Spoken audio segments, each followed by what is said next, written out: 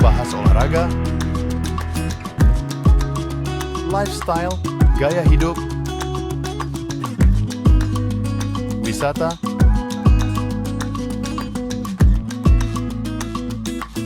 budaya,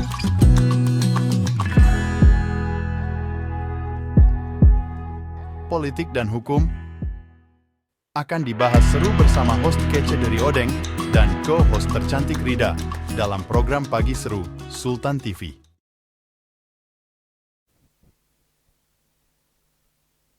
Terima kasih pemirsa, masih bersama kami tentunya di Pagi Seru.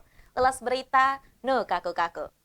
Selanjutnya pemirsa, ini ada berita 4 orang tewas tertabrak kereta api di kilometer 73 arah Cirebon karena keempatnya ini berada di jalur rel kereta. Ini kejadian ini terjadi di Desa Pangula Selatan, Kecamatan Kota Baru, Kabupaten Karawang, Jawa Barat pada Minggu 22 September 2024 pukul 7.00 waktu Indonesia Barat. Ini ada salah satu beritanya, dan ini juga memang dilansir bahwa ketiga korban ini merupakan ibu dan kedua anaknya. Dan satu korbannya ini adalah orang yang berusaha menolong ketiga orang korban tersebut. Ini dilansir dari beberapa informasi, ini sebanyak 4 orang itu tewas tertabrak karena tidak aware atau tidak menyadari bahwa adanya kereta api yang melaju seperti itu. Dan ini akhirnya Kapolsek Kota Baru Ibtu Suherlan menuturkan bahwa keempat korban kini telah selesai menjalani otopsi dan sudah dikebumikan di TPU terdekat seperti itu. Nah, ini saatnya juga pihaknya sedang mengklaim kondisi di lokasi, apakah sudah kondusif atau belum. Dan memang ini hingga saat ini ya, di hari Kamis ini dinyatakan sudah kondusif. Namun memang yang perlu diperhatikan ini terkait dengan psikis keluarga korban yang sedang dalam tahap pemulihan seperti itu. Nah, ini 4 orang tewas tertabrak kereta api Fajar Utama di kilometer 73 arah Cirebon menuju Jakarta, tepatnya di Desa Pangula.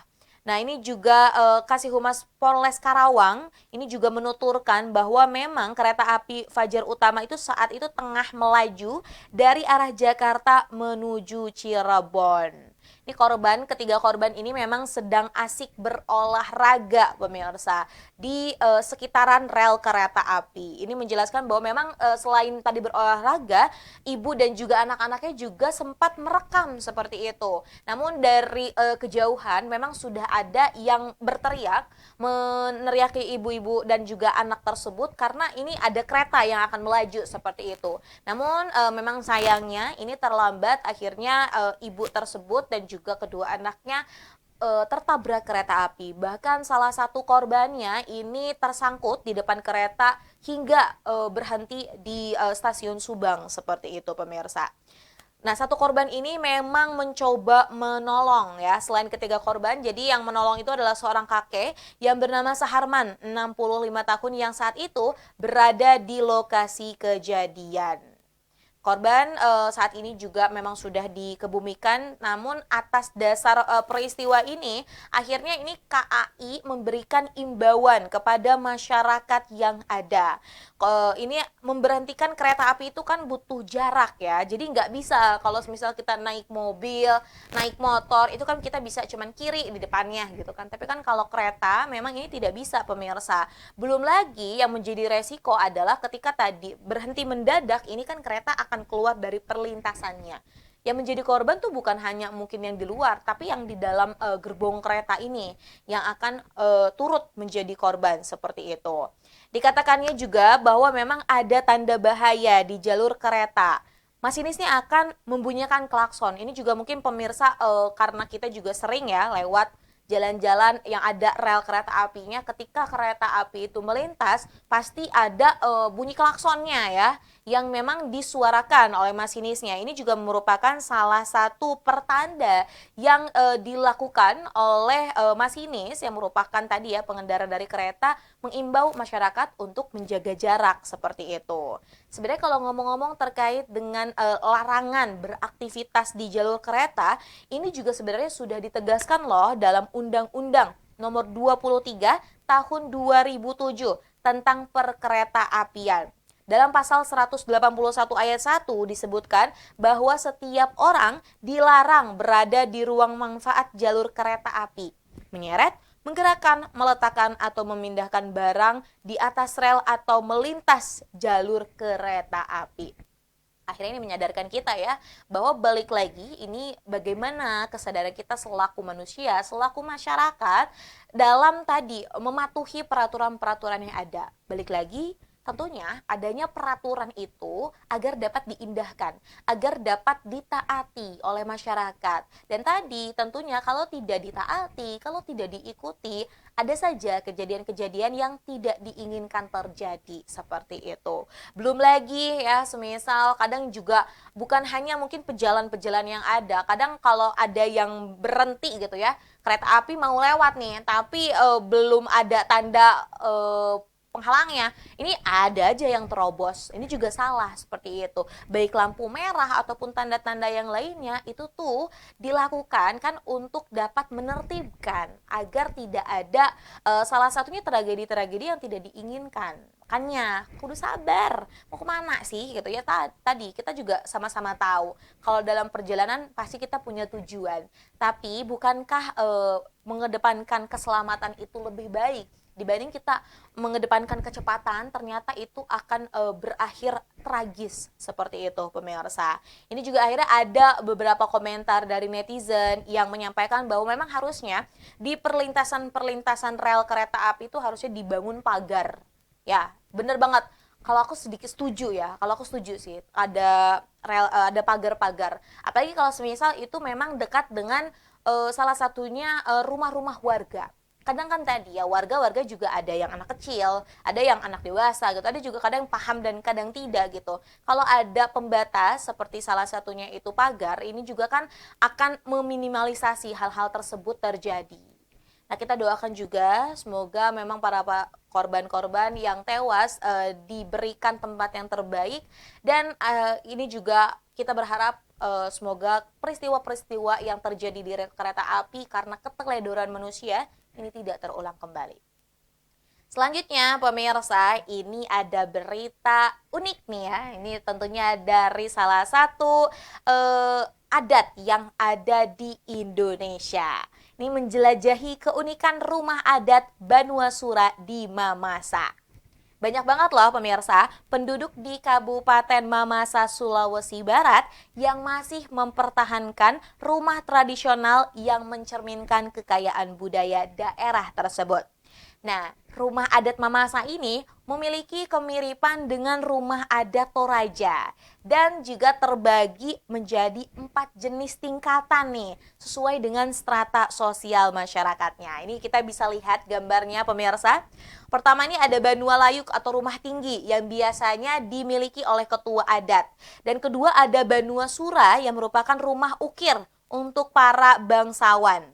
Selanjutnya ada Banua Balong atau rumah hitam yang diperuntukkan bagi para kesatria, dan terakhir adalah Banua Rapa yang biasanya dimiliki oleh masyarakat biasa. Nah, ini dilansir dari berbagai sumber pemirsa, memang kalau kita lihat ya rumah adat Mamasa ini memang mirip dengan rumah adat Toraja seperti itu. Ada 4 bagian dalam rumah adat Mamasa. Salah satunya adalah bagian depan yaitu tado, bagian tengah atau ba'ba, kamar atau tambing, dan juga ada dapur atau lombon. Dari bagian depan yang dilapisi karpet merah biasanya hanya ada kayu yang bisa dilangkahi menuju bagian tengah. Ada juga loh pemirsa di dalam rumah Mamasa itu kamar yang harus dilewati melalui pintu kecil, serta dapur yang terletak di bagian paling belakang. Nah, jadi cukup unik banget nih pemirsa, rumah adat Mamasa ini. Dan kalau kita lihat juga kondisi daerah yang berada di atas pegunungan dengan suhu yang sangat dingin membuat struktur bangunan rumah adat Mamasa ini hampir tanpa jendela. Pemirsa bisa lihat di gambarnya, memang ini kita nggak melihat ada jendela ya. Dan kalaupun ada pintu, pintunya juga dibuat sangat kecil. Ini karena dilakukan seperti ini ya tadi, karena cuaca udaranya dingin seperti itu. Namanya rumah tempat berlindung, ada kehangatan yang memang dijaga seperti itu. Salah satunya melalui tadi ya bangunan rumahnya yang memang tidak banyak jendela, hanya ada satu pintu yang sangat kecil seperti itu. Nah, salah satu keunikan lagi nih pemirsa dari rumah Mamasa adalah tanduk kerbau yang dipajang di tiang depan rumah. Jadi konon katanya nih pemirsa, semakin banyak tanduk kerbau yang melekat di tiang rumah, maka ini menandakan bahwa kemampuan ekonomi dan status sosial pemilik rumah itu juga tinggi. Wow, ngomong-ngomong tentang rumah adat ya, ini di Indonesia apalagi kita punya ragam suku budaya.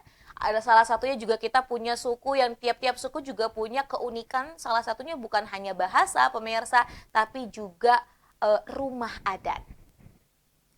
Nah, ini kita kan akhirnya juga kembali mensyukuri ya pemirsa dengan adanya rumah adat yang ada di Indonesia, kemudian juga keberagaman kuliner. Ini tuh patut kita lestarikan, patut kita jaga. Dan tentunya kita berharap bahwa memang generasi nanti ya ini juga dapat menikmati warisan-warisan kebudayaan yang ada di Indonesia. Nah, oke, baik pemirsa, berita dari rumah Mamasa ini nih ya, sekaligus menutup perjumpaan kita pada pagi hari ini. Terima kasih pemirsa untuk selalu menyaksikan program Pagi Seru nih ya, yang memang tayang setiap hari Senin hingga Kamis pukul 10.00 waktu Indonesia Barat di kanal YouTube Sultan TV. Dan tentunya pemirsa terus saksikan program-program yang dimiliki oleh Sultan TV di channel YouTube Sultan TV. Kemudian juga berita-berita kami yang ada di website Sultan TV. Dan yang terakhir adalah konten-konten ter-up-to-date nih di media sosial Sultan TV. Terima kasih pemirsa telah membersamai kami. Selamat menjalankan aktivitasnya kembali ini ya. Semoga diberikan kebahagiaan dan semangat terus. Saya Raudla Rida dan segenap kru yang bertugas hari ini pamit undur diri. Terima kasih, sampai jumpa. Wassalamualaikum warahmatullahi wabarakatuh.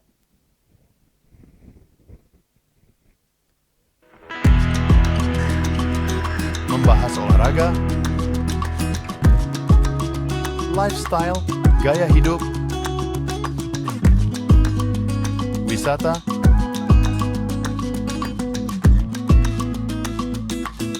budaya,